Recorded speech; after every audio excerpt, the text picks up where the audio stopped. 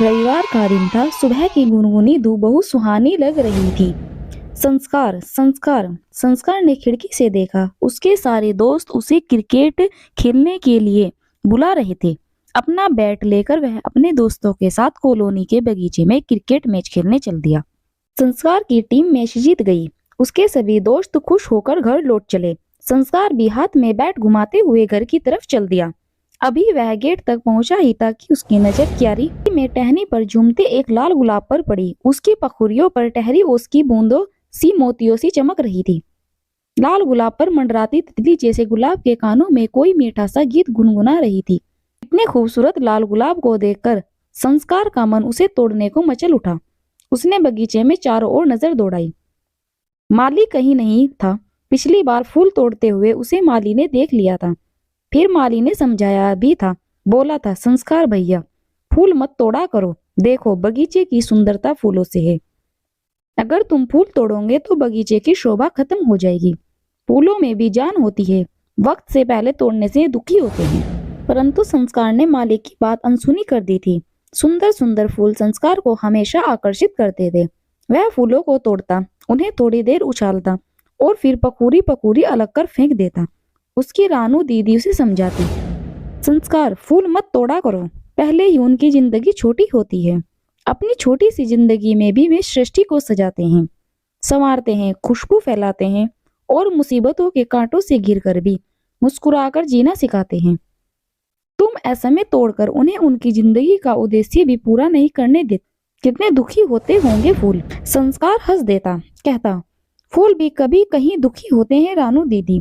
संस्कार अपनी आदत से बाज नहीं आता था और अब फिर खूबसूरत लाल गुलाब को देख उसे तोड़ने की कोशिश करने लगा। टहनी थोड़ी ऊंची थी।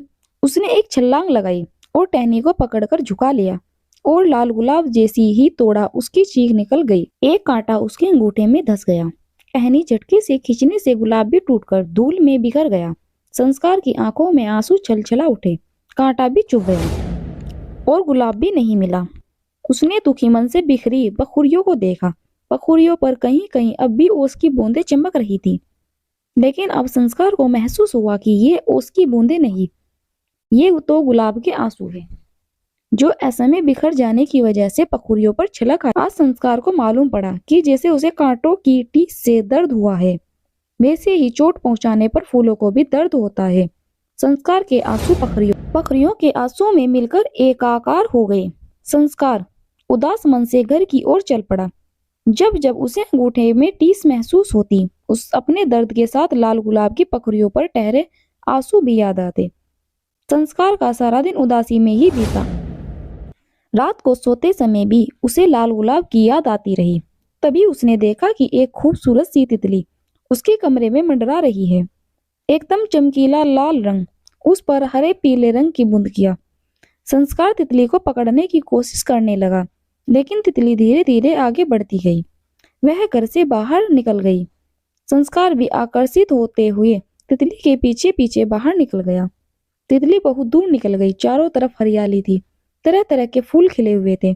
तितली जाकर एक अध खिले लाल गुलाब पर बैठ। संस्कार यह देखकर हैरान रह गया कि वैसा ही लाल गुलाब था और जैसा उसने सुबह बाग में देखा था। उसी तरह टहनी पर झूमता, मुस्कुराता, अपनी मोहक खुशबू से सबको लुभाता। अचानक वह लाल गुलाब एक खूबसूरत लाल परी में बदल गया।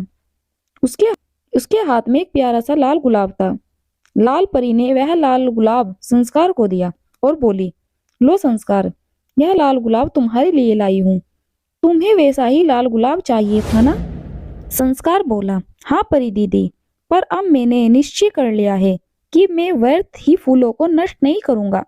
लेकिन यह बताओ, अभी तो तुम लाल गुलाब थी और अब लाल परी बनकर मेरे सामने खड़ी हो। लाल परी बोली, हाँ संस्कार, इसके पीछे एक घटना है जिसकी वजह से मैं लाल गुलाब के रूप में थी। मुझे बताओ ना परी दीदी, वह कौन सी घटना है? संस्कार ने उत्सुकता से पूछा। तो सुनो संस्कार, मैं परी देश की राजकुमारी। कुछ सालों पहले हम सब परी सहेलियां परी देश में रहती थी। कभी बादलों में लुका छुपी खेलते, कभी इंद्रधनुष के हिंडोलों पर झूलती, कभी तारों पर चलती, तो कभी बागों में सैर करती। पर मुझ में एक खराब आदत थी। जब भी कोई खूबसूरत फूल खिला देखती, उसे तुरंत तोड़ लेती। कभी कभी फूलों से खेलती, कभी उसकी पखरियों बिखेर कर फेंक देती। एक दिन हमारे महल के बाग में एक तपस्वी तपस्या करने आए। मैंने उनके सामने भी कई फूल तोड़े, उसकी पखरियां फेंक दी। तब उन्होंने देखा तो मुझे समझाया और बोली, परी बेटा, व्यर्थ ही फूल तोड़ना और उन्हें नष्ट करना अच्छी बात नहीं है। प्रकृति ने फूल खिलाकर उस परम सत्ता के प्रति अपनी कृतज्ञता व्यक्त की है। हर फूल, हर पौधा ईश्वरीय सत्ता को समर्पित है। लेकिन मैंने तपस्वी जी की बात को अनसुना कर दिया। एक दिन आदतन मैंने फूल तोड़े और पखरियों को बिखेर कर तहस नहस कर दिया। तपस्वी जी ने देख लिया, वे अत्यंत क्रोधित हो गए और बोले, लाल परी, मैंने तुमको कितना समझाया पर तुम नहीं समझी। अब मैं तुम्हें श्राप देता हूँ कि तुम फूल बनकर खिलती रहो और मुरझाती रहो। जब तक तुम्हें फूलों का दर्द स्वयं महसूस नहीं होगा, तब तक तुम समझ नहीं पाओगे दर्द और तकलीफ क्या होती है। तुम्हारी तरह अगर कुछ लोग और हो जाएं तो दुनिया से पेड़ पौधों का अस्तित्व ही खत्म हो जाएगा। और एक दिन ऐसा आएगा कि हम सबको न पीने के लिए पानी मिलेगा और न खाने के लिए अनाज, और हमारी सांसें भी प्राण वायु के बगैर हमारा साथ छोड़ जाएंगी। बगैर पेड़ पौधों के हमारा अस्तित्व ही मिट जाएगा। न पेड़ पौधे रहेंगे, न वर्षा ही जड़ी लगेगी, न ठंडी हवाएं चलेंगी, न लहराता सागर होगा, न गीत गाते झरने होंगे, न कल कल बहती नदियां होंगी, न सुंदर सुंदर पुष्प ही बचेंगे। सारी दुनिया एक मरुस्थल बन जाएगी। तो रंग इंद्रधनुष के सातों रंग सूख जाएंगे। तब मुझे मेरी गलती की गंभीरता महसूस हुई। सच ही खेल खेल में मैं कितनी विनाशकारी भूल कर रही थी। मैंने और परी सहेलियों ने तपस्वी जी से बहुत माफी मांगी। तब उनका क्रोध थोड़ा शांत हुआ। फिर वे बोले, ठीक है लाल परी, अब मैं अपने शब्द तो वापस नहीं ले सकता, लेकिन इतना कर सकता हूँ कि जब भी किसी को तुम्हारा दर्द महसूस कर आंखों में आंसू आएंगे और आंसुओं का स्पर्श तुम्हारी पखरियों को होगा, तुम परी के रूम में वापस आ जाऊंगी। बस उसके बाद तो मैं फूल बनकर खिलती रही, बिखरती रही, मुरझाती रही। इस इंतजार में मैं कि कभी तो कोई मेरा दर्द महसूस करेगा, मेरे पश्चाताप के आंसुओं में अपने आंसू मिलाएगा। आज सुबह जब तुम्हें दर्द की टीस महसूस हुई, तो तुम्हें मेरा भी असमय बिखरने का दर्द महसूस हुआ। तुम्हारी आंखों से झरते आंसुओं ने मेरा स्पर्श किया और मैं श्राप मुक्त हो गई। संस्कार, मैं हमेशा तुम्हारी ऋणी रहूंगी। आज मैं बहुत खुश हूँ कि मैं फिर से परी बनकर परीलोक में जा सकूंगी और मुझे तुम्हारे जैसा दोस्त भी मिल गया।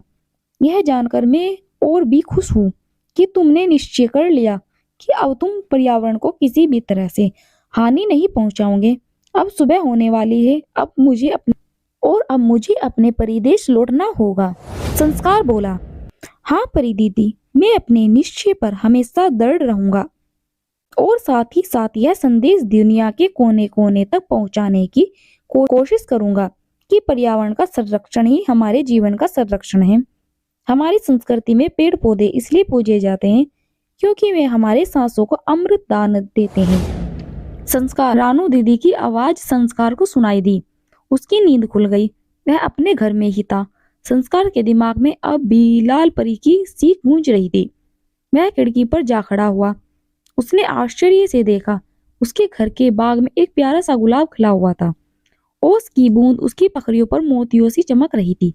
लाल गुलाब अपनी टहनी पर खुशी से झूम रहा था। अगर आपको ये कहानी अच्छी लगी हो तो वीडियो को लाइक कीजिए। चैनल पर नए हो तो हमारे इस चैनल ग्रीन लाइफ स्टोरीज को सब्सक्राइब कर लीजिए और संस्कार की तरह खुद से वादा कीजिए कि कभी भी पर्यावरण को हानि नहीं पहुंचाएंगे। तो मिलते हैं आपसे नेक्स्ट वीडियो में।